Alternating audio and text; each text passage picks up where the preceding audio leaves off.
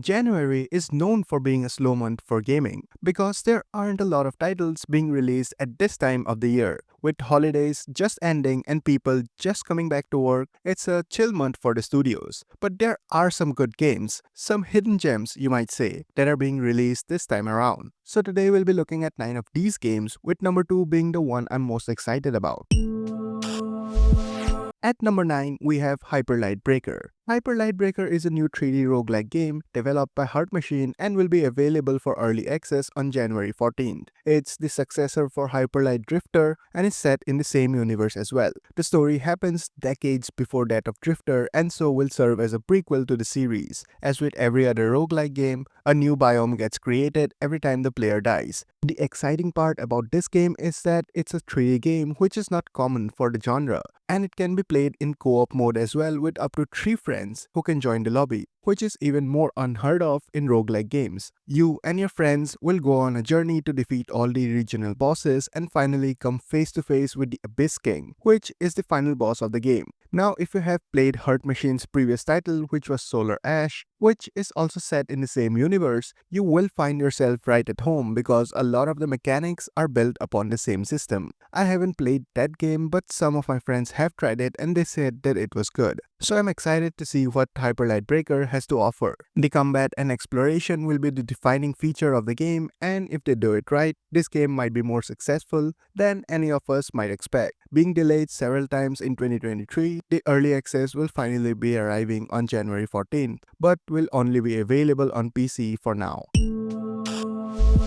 Orcs Must Die is a pretty old series now, with the original game coming out in 2011. Don't worry if you haven't heard of the series yet, because it was never really that popular. The tower defense game this time around with Orcs Must Die Death Trap, Robot Entertainment are trying out new stuff which I'm excited about. While tower defense games can become stale and boring really quick, Orcs Must Die combine the original formula with a 3D action combat mode, which makes it more engaging. And with the latest installment in the series, they are adding 4-player co-op mode along with roguelike mechanics. Smaller and indie studios are following a trend making their new releases roguelike, which I like. This makes the game more exciting and increases the replayability factor. Also, co-op mode makes the fun that much better. You will have different classes to choose from, and each class will have different abilities, which you can use to combine with other players in your party to clear large waves. While the game will start with only a few streams of orcs, but by the end there will be massive waves and everyone in the party will have to use every trap and abilities to fend them off. The game will be coming out on 28th of January on PC and Xbox platforms. At number 7, we have Star Wars Hunters. Star Wars Hunters is an arena shooter game that was released for Android, Switch, and iOS back in June of 2024. But with its massive success in the mobile gaming market, it looks like they are now entering the PC market as well, hoping to make it big. While you may look at it as another arena shooter game, its mobile counterpart is pretty fun. It takes place after the fall of the Galactic Empire. Not that there are a lot of story elements inside the game, but it's just a little lore they provide to keep us correcting the devs about the characters. They will be doing a second round of Steam playtests from January 10th to 13th, and you can sign up for that to try it beforehand. The game looks good, and I definitely will be trying out the playtest. They have made some improvements to the graphics and the texture for the PC port and will be improving the controls for the game as well. The studio says that it will have crossplay, but I don't know how they will do that as keyboard and mouse will be far superior than any mobile device out there. It will be interesting to see nonetheless. I just hope that it don't die out like Concord. It will be coming out on January 27th for PC. At number 6, we have Jotun Slayer Hordes of Hell. Jotun Slayer Hordes of Hell looks like a lot of fun. It's a gripping roguelike horde survivor game set in the dark realms of Norse mythology. I'm a sucker for games set in the old mythological era, especially when it's Norse mythology. So you can only imagine how happy I am to be getting something like this in January, the quote-unquote dry season for games. During the Steam Next Fest, the studio released a demo for the game and it's up even now if you want to try it out for yourself. But the full game will finally be released on January 21st. You play play as Norse characters fighting the hordes of hell, which grants you favors from the gods themselves. These favors are like special abilities or skills or level ups, which you can use to strengthen your characters. Each different class of character will have different abilities as well, and determining the style of clearing your hordes will determine which character you will take along your journey. While during the endgame, it feels like you are watching a light show with all the amazing and powerful abilities you gain throughout your way, it does feel satisfying. Also, being a roguelike game, you will feel more and more powerful in every run you make by unlocking new characters and weapons for those characters. There are many different levels in the game, and each level is guarded by a boss, which will have a huge health pool and dangerous attacks which will deal large amounts of damage. Be sure to check out the demo and the game as well, it looks pretty fun.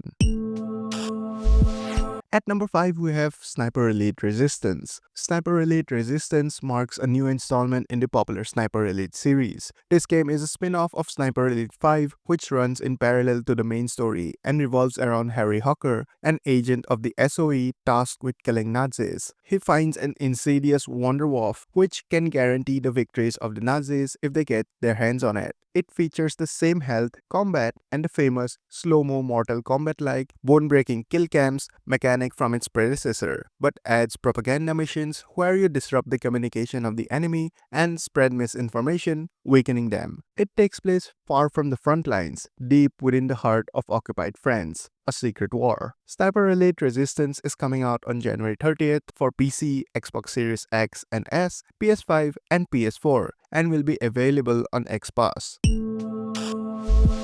At number 4, we have Donkey Kong Country Returns. Donkey Kong Country Returns is a remaster of the Nintendo Wii game released way back in 2010. I'm surprised that they released a new game just ahead of their new console release. I hope that they make the Switch 2 backward compatible or this game compatible with the Switch 2, as people have been waiting a long time for a new Donkey Kong game. While this is not a new game, it was still made to perform in the newer consoles with improved graphics and many new levels. This popular game featured Donkey Kong, and Diddy Kong was one of the best platformer games Nintendo released, and I think it's only fair that it gets released on the newer platforms as well. I don't know why they waited so long to remaster this masterpiece and why they are releasing it now just ahead of their more awaited Switch 2 release, but I'm happy that they did release a Donkey Kong game for the modern console with Joy-Con support. It's set to release on January 16th.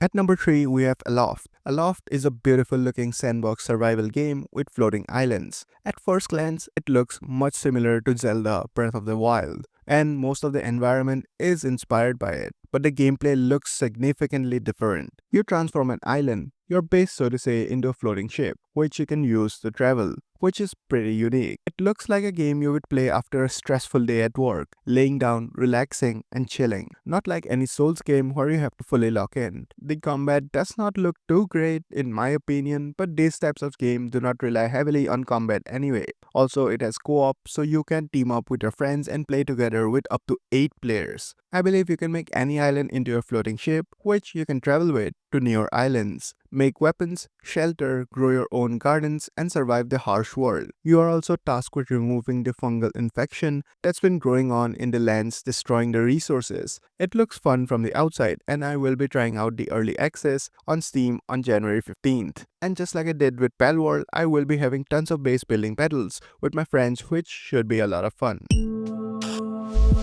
At number 2, we have Dynasty Warriors Origins. Dynasty Warriors Origins will be the latest installment in the Dynasty Warriors series. Started as a typical arena fighter game with the first game, it has moved on to being a hack and slash where you defeat hordes of enemies. This move was one of the best ones the company could have made in my opinion, as we didn't really need another fighting game. While the real last installment in the series, Dynasty Warrior 9, was not really a good one, receiving not so many good reviews all around. This time however, they seem to have heard the calls and might have made the changes that people were asking for. It's a game where you essentially are a one-man army, a nameless hero who joins the battle in the era of the Three Kingdoms, and just like the previous titles, this game's storyline is also based around the book Romance of the Three Kingdoms. You get to play as the nameless hero who has many different abilities, while also having the ability to control your troops. With the power of current gen hardware, the studio is saying that it can show up to 10,000 soldiers at one time, which is pretty impressive. The gameplay looks really great, and I'm really happy to see that this legendary franchise is coming back,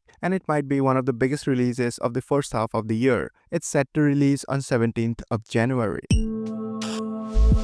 And finally, at number 1, we have Eternal Strands. Eternal Strands is a third-person action-adventure game, but there are a lot of unique things about this one which makes it stand out. You have the ability to manipulate the different elements, which by itself is not that interesting. But when you use these different abilities to interact with the environment, they make some pretty cool stuff. Frequent uses of fire abilities will cause an area to become arid or dry, and may result in fires that can spread rapidly in the game's vegetation. You also have some giant bosses which look really cool in the trailers. Not all of them, but some are really huge. You take control of Brian, a warrior who is set on a quest to search for the secrets of a long-lost civilization known as the Enclave. You can construct bridges using ice, burn obstacles, or use telekinetic skills to launch yourself across great distances. You can also climb any surface found in the game's world. There will be, I believe, 9 different areas to explore, each having their own area bosses, which you will need to defeat in order to get to the next area.